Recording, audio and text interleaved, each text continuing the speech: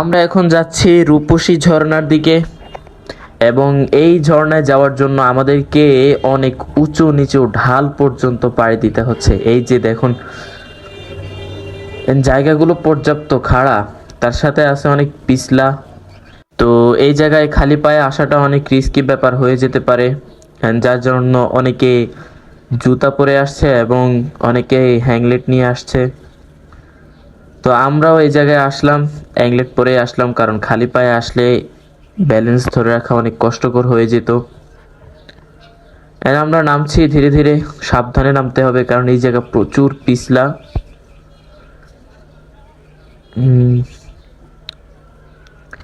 এবং আমাদের নামা শেষ হলে আমরা সোজা সামনে এগোতে থাকি, এবং অনেকক্ষণ হাঁটার পর আমরা ফাইনালি পৌঁছে যাব রূপসী ঝর্ণায়। ততক্ষণে দেখা হবে পরের ভিডিওতে।